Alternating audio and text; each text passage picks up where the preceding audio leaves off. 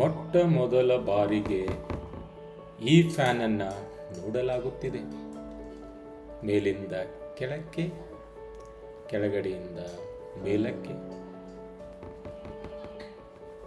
ಬರೀ ನೋಡಿದರೆ ಸಾಲದು, ಮುಟ್ಟಬೇಕು,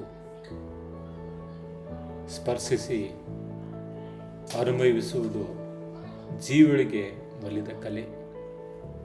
ಹುಟ್ಟಿದ ಎಲ್ಲ ಮಕ್ಕಳು ಸ್ವಾಭಾವಿಕವಾಗಿ ಸಂಶೋಧನಾಕಾರರೇ, ಅಧ್ಯಯನಶೀಲರೇ. ನಾವೇ ಅವರನ್ನು ಬೆಳೆಯುತ್ತಾ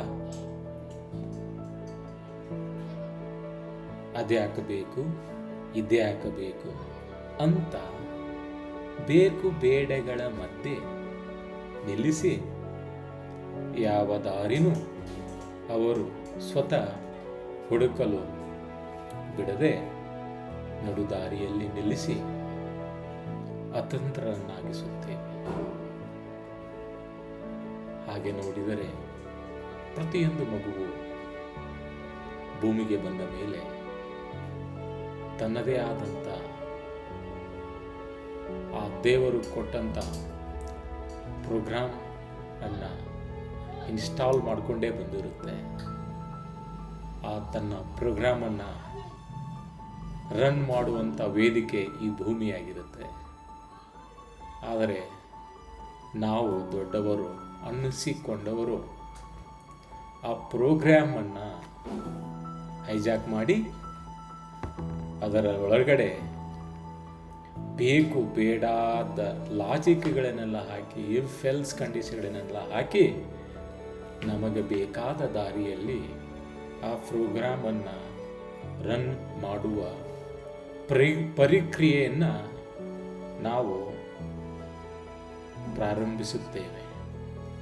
ಹೀಗಾಗಿ ಮೂಲ ಪ್ರೋಗ್ರಾಮ್ ಯಾವುದು ರನ್ ಆಗಬೇಕಾಗಿತ್ತೋ ಅದು ರನ್ ಆಗದೇನೆ ಹಲವಾರು ಜನರ, ಅದು ತಂದೆ ತಾಯಿಗಳಾಗಿರ್ಬೋದು, ಅಕ್ಕಪಕ್ಕ ನೆರೆಹೊರೆಯವರಾಗಿರ್ಬೋದು, ಹೀಗೆ ಸಮಾಜದ ಯಾವುದೇ ಒಂದು ಮೂಲೆಯಿಂದ ಬಂದಂಥ ವ್ಯಕ್ತಿಗಳಾಗಿರ್ಬೋದು, ಪ್ರತಿಯೊಬ್ಬರ ಆ ಇಫ್ ಎಲ್ಸ್ ಕಂಡೀಷನ್ಗಳು ಆ ಪ್ರೋಗ್ರಾಮಿನೊಳಗಡೆ ಸೇರಿ ಪ್ರೋಗ್ರಾಮಿನ ಮೇನ್ ಉದ್ದೇಶವೇ ಹೊರಟು ಹೋಗಿ ಅದು ಬೇರೆ ದಾರಿಗಳನ್ನು ಹಿಡಿಯುತ್ತಾ ಸಾಗುತ್ತದೆ.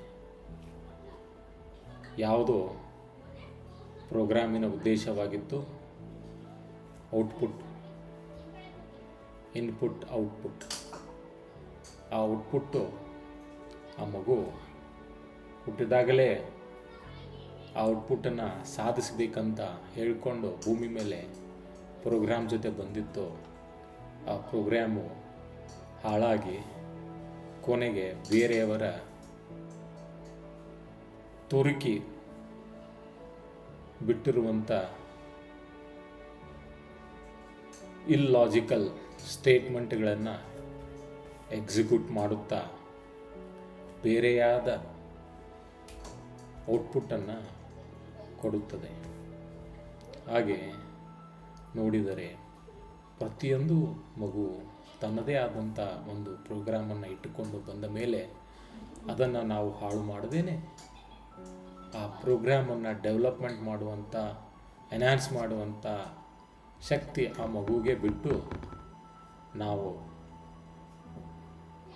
ಅದನ್ನು ನೋಡುತ್ತಾ ಹೋದಾದರೆ ಪ್ರತಿಯೊಂದು ಮಗುವು ಅದ್ಭುತವಾದ ಔಟ್ಪುಟ್ಟನ್ನು ಕೊಡಲು ಸಾಧ್ಯ. Thank you.